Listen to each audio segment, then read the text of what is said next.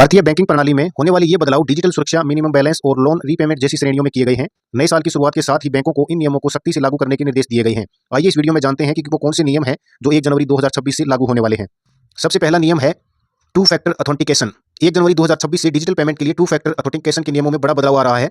अब केवल ओटीपी ही काफी नहीं होगा। आरबीआई सुरक्षा की एक नई परत जोड़ रहा है जो ग्राहक की लोकेशन और उनके भुगतान करने के तरीके पर आधारित होगी। अगर कोई व्यक्ति अचानक किसी नई जगह या नई डिवाइस से बड़ा ट्रांजैक्शन करेगा तो बैंक अतिरिक्त वेरिफिकेशन की मांग करेगा। इससे ऑनलाइन धोखाधड़ी और साइबर स्कैम पर लगाम लगने की उम्मीद है। यह तकनीक संदिग्ध लेनदेन को तुरंत ब्लॉक कर देगी।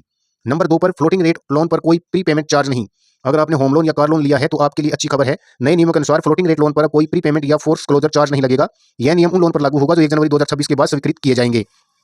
नंबर 3 पर है बैंक कॉल्स के लिए 1600 नंबर सीरीज। बैंकिंग फ्रॉड को रोकने के लिए ट्राई और आरबीआई ने मिलकर एक नई पहल की है। अब बैंकों से आने वाली सभी सर्विस और ट्रांजैक्शनल कॉल 1600 से शुरू होने वाले नंबरों से आएगी। इससे ग्राहकों को असली और नकली कॉल के बीच फर्क करना आसान होगा।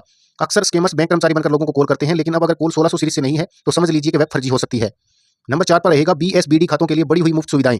बेसिक सेविंग बैंक डिपॉजिट यानी बीएसबीडी यानी जीरो बैलेंस खातों के लिए भी नए नियम आ रहे हैं। अब इन खाताधारकों को साल में कम से कम 25 पन्नों की चेकबुक मुफ्त मिलेगी। इसके अलावा एटीएम कार्ड के लिए कोई वार्षिक मेंटेनेंस चार्ज नहीं लिया जाएगा। नंबर 5 पर रहेगा digital banking consent framework. Digital banking और लोन एप्स अब ग्राहकों की अनुमति के बिना उनका डाटा एक्सेस नहीं कर पाएंगे। 1 जनवरी 2026 से कंसेंट प्रथम ढांचा लागू होगा। बैंकों को ग्राहकों से स्पष्ट लिखित या डिजिटल सहमति लेनी होगी कि वे उनकी निजी जानकारी का उपयोग कहां करेंगे। नंबर 6 पर रहेगा मिनिमम बैलेंस के नियमों में एकरूपता। आरबीआई ने न्यूनतम बैलेंस रखने के नियमों को भी सरल बनाया है। अब शहरी क्षेत्रों में बचत खातों के लिए मासिक औसत बैलेंस 3000 रुपए और ग्रामीण क्षेत्रों में 1500 रुपए तय किया गया है। इसका उद्देश्य बैंकों द्वारा लगाए जाने वाले मनमाने शुल्कों को रोकना है। 7 पर रहेगा बंद या निष्क्रिय खातों पर नए निर्देश। अगर आपने 12 महीने तक अपने खाते में कोई लेनदेन नहीं किया है तो उसे निष्क्रिय घोषित किया जा सकता है। हालांकि अब बैंकों को खाता बंद करने से 90 दिन पहले ग्राहक को सूचना देनी होगी।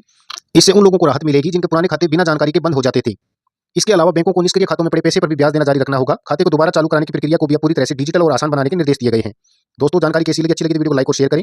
और साथ ही हम आपको बता दें कि ऊपर दी गई जानकारी विभिन्न मीडिया रिपोर्ट्स और आरबीआई के आगामी प्रस्तावित नियमों पर आधारित है। हालांकि 2026 के लिए कई बदलाव पाइपलाइन में हैं, लेकिन इनमें से कुछ नियमों की सटीक तिथि और शर्तों में सरकार या आरबीआई द्वारा बदलाव किया जा सकता है। चैनल को सब्सक्राइब जरूर करें। धन्यवाद।